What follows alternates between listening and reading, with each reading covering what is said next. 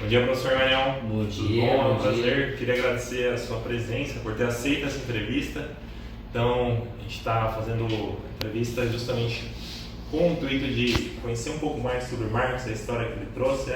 Sou Christian, sou aluno de Economia, então estou realizando a matéria de História Econômica Geral, ministrada pelo professor Paulo Alberto. E, professor Manuel, se apresenta um pouco, conta um pouco da sua jornada, o que o senhor faz. Fiquei sabendo que o senhor é bem empenhado em estudar o Marx, passar o seu contato, e foi o que me trouxe hoje aqui até você. Obrigado, Cristian. Obrigado a vocês.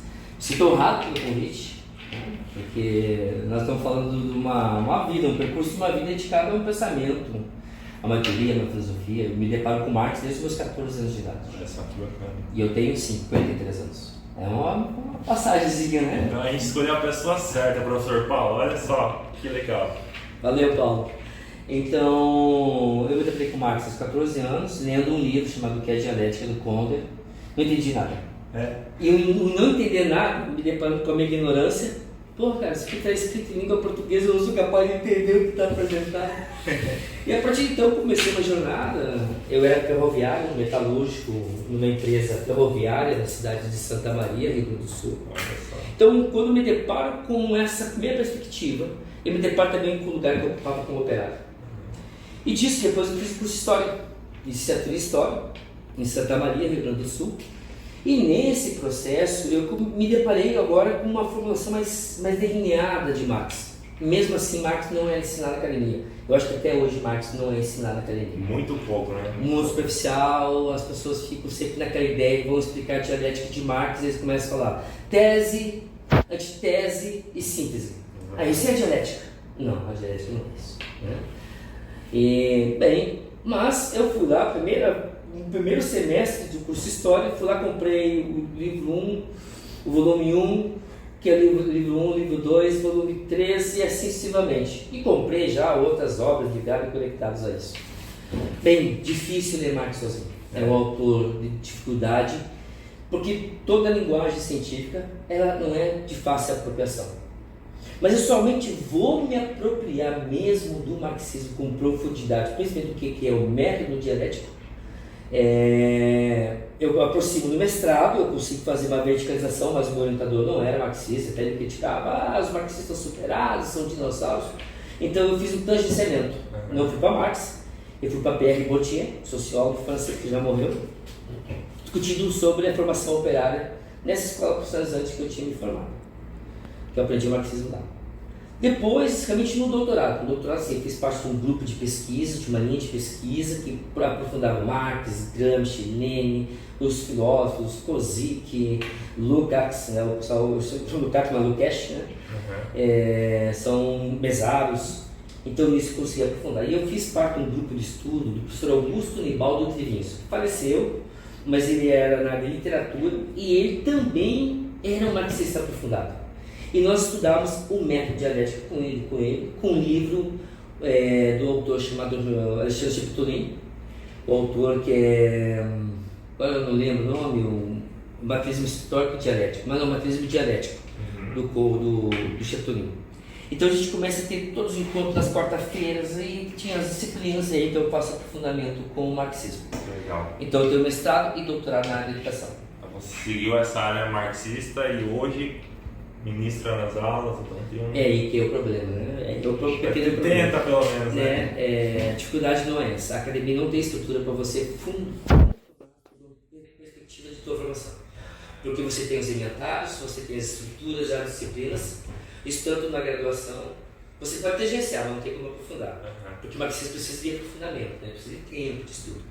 No mestrado, né, os profissionais que eu trabalho, que é o mestrado em ensino de história e o mestrado em educação inclusiva, as disciplinas elementários já estão constituídas. Eu implementei uma disciplina chamada educação inclusiva, é uma praxe na educação inclusiva e educação especial.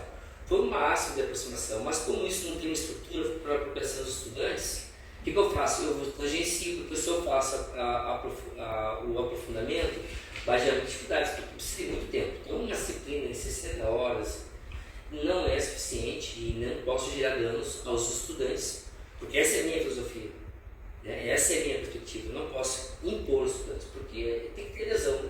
qualquer tipo de filosofia e pensamento. E outra, eu parto do seguinte princípio: nenhum lugar de escolha filosófica deve ser imposto a qualquer pessoa. Por isso que a gente enriquece a perspectiva, até da revisão teórica, metodológica, de pesquisa, porque a gente confronta, tem que confrontar, conflituar, aproximar, distanciar quando for preciso, porque nenhuma teoria é absolutamente a verdade, né? Mas ela pode ter uma boa inscrição histórica, sociológica e assim por diante. E falando agora em específico da teoria, então o senhor tem uma jornada há mais de 30 anos, né, no marxismo, conhece bem aprofundado. A questão que você falou ali também de impor, acho que o professor Paulo ele segue essa mesma linha, não sei se conseguiu chegar a conhecer ele, mas ele gosta muito de ouvir também os alunos, deixa sempre aberto para nós discutirmos, isso é muito interessante. E falando propriamente de Marx, qual que tu acha assim, a importância, o que Marx e Engels eles trouxeram ali no início do século XXI, o que eles contribuíram com a teoria deles? O quadro do lugar. Enquanto existe capital, vai existir Marx e Engels. Porque eles construíram uma teoria que explica o que é a sociedade do capital.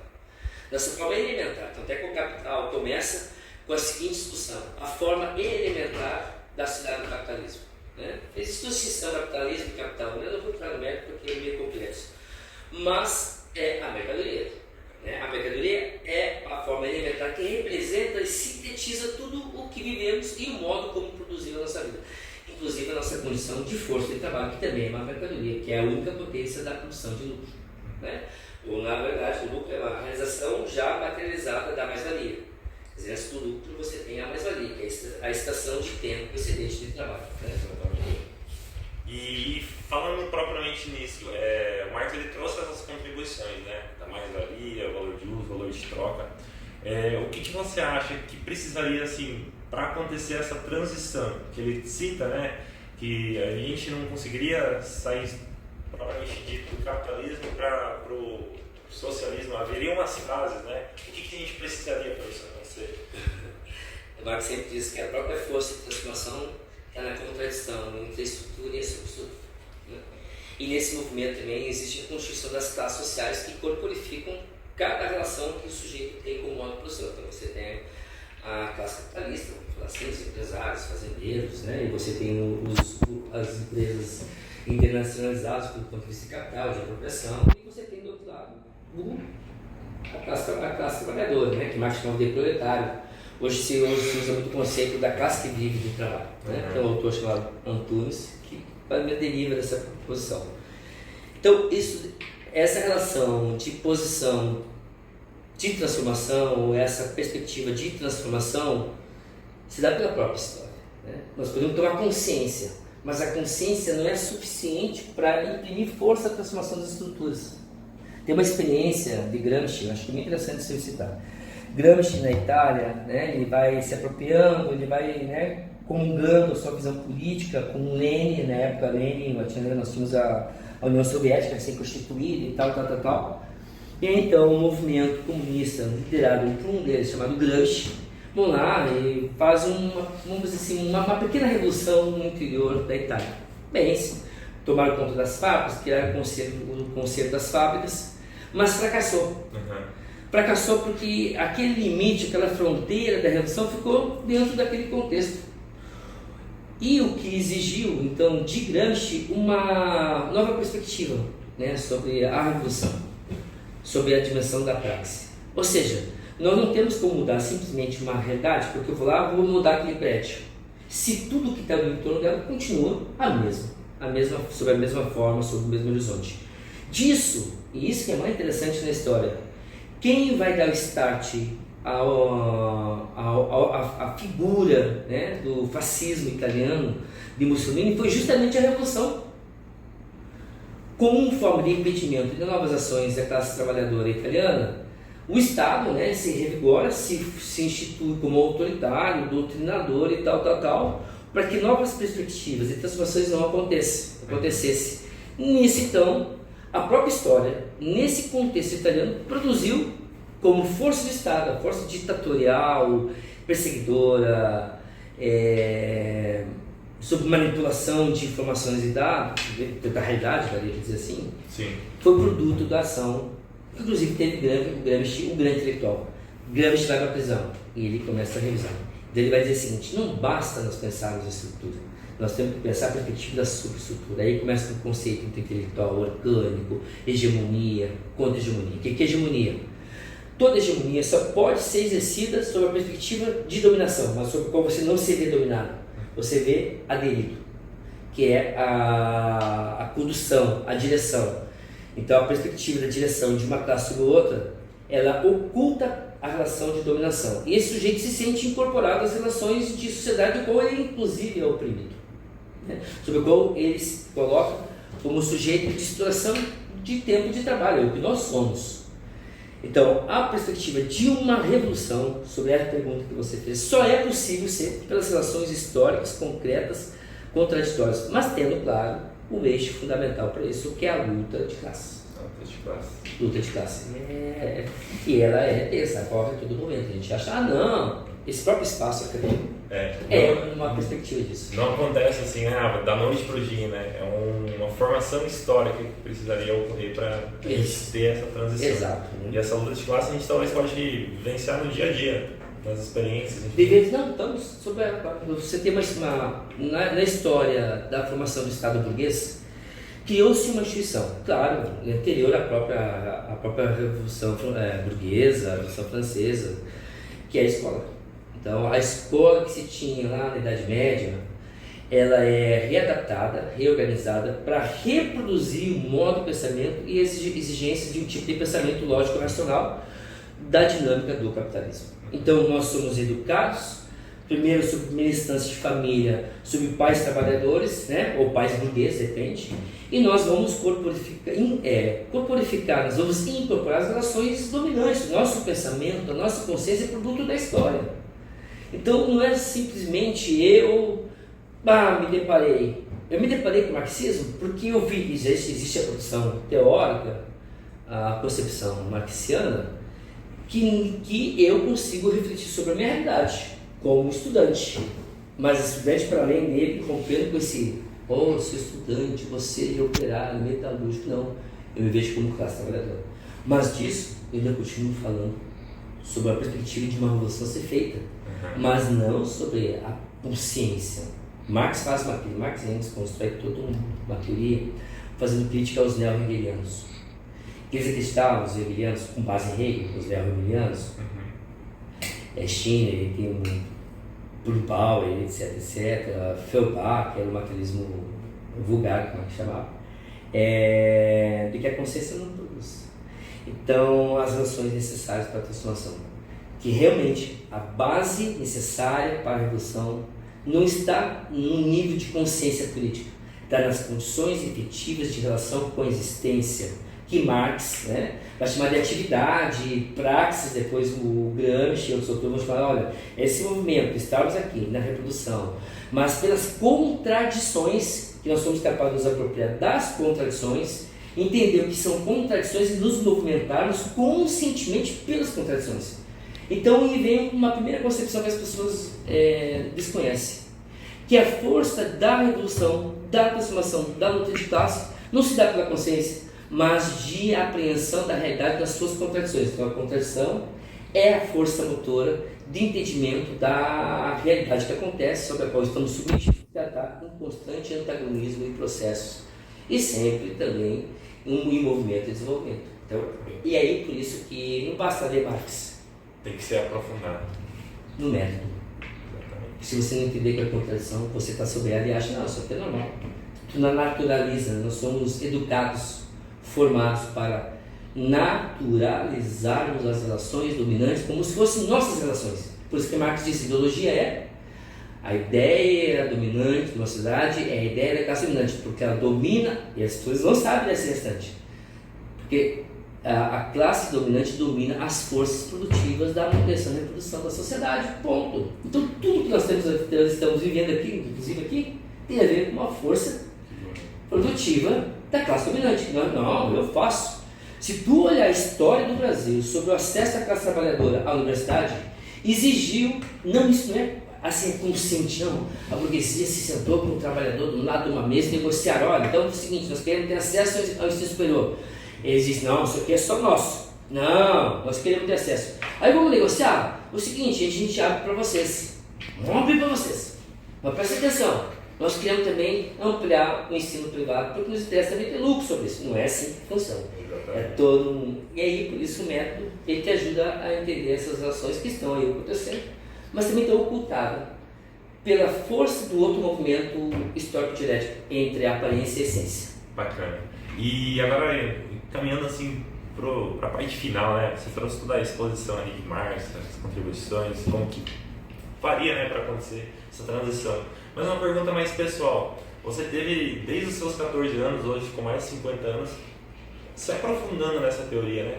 Se você pudesse compartilhar assim, de uma forma sucinta, qual foi o seu maior aprendizado? O que isso agregou na sua vida e te levou assim, fazendo, né? Estudando Marx de forma aprofundada? O que alterou? O que fez? Qual que seria o maior aprendizado que você tirou com Marx? Sair da consciência ingênua.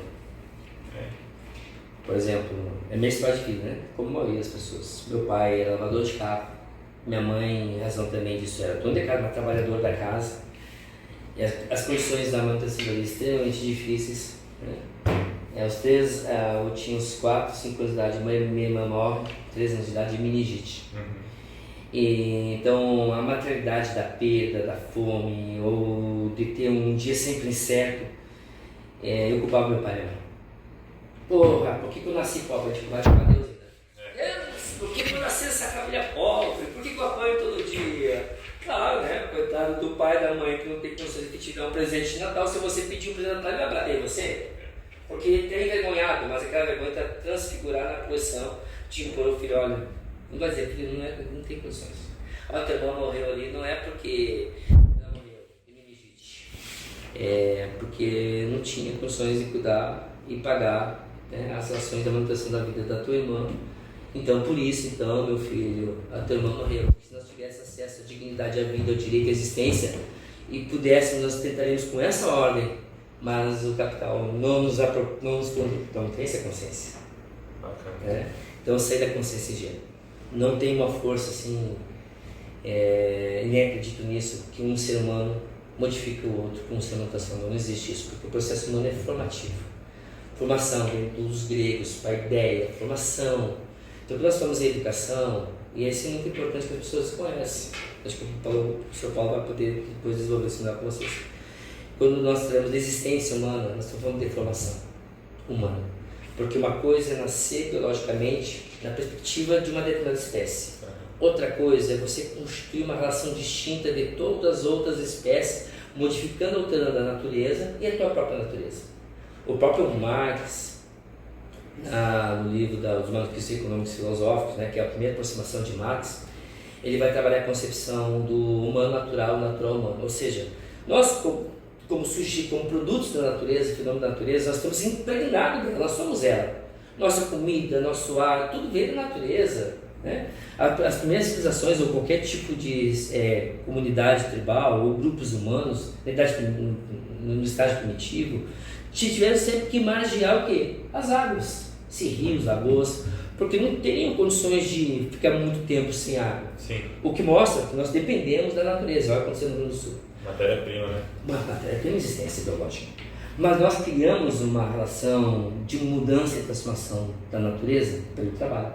Por isso que o trabalho ele é uma das categorias históricas, sociológicas, mais importante para entender o marxismo, porque é a atividade da produção da existência humana, da nossa natureza humana, de pensarmos, agirmos, criarmos objetos que atendam às nossas perspectivas, às nossas cidades. Mas no capital, isso não tem a ver com mercadoria, e não com vida, é diferente. Olha como é que está lá a vida humana no Rio Grande do Sul, ou em diversos outros países ou regiões do mundo, que estão sendo assim, o capital ele é um papel destrutivo, ele tem uma lógica, produzir mercadorias.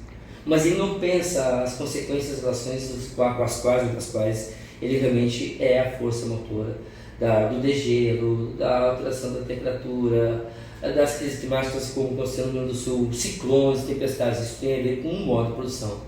Em determinado momento, a humanidade se dá conta que o modo de produção capitalista tem que ser alterado, e eu não estou falando de socialismo, não estou falando disso, tem que ser somado. Porque a vida não vai sobreviver a essas condições externas, porque nós perdemos um elo fundamental das sociedades primitivas, Enquanto eles estavam conectados com a natureza, nós, na produção da nossa natureza, que chegamos agora a essa condição atual, nós não sabemos mais quais são as condições mínimas. Por exemplo, você viver numa floresta.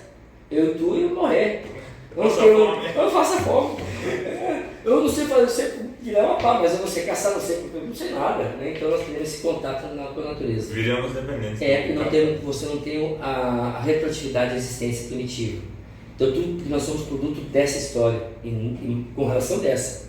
Esse estava aqui no seu estágio inicial, nós estamos aqui. Então nós não temos o retorno.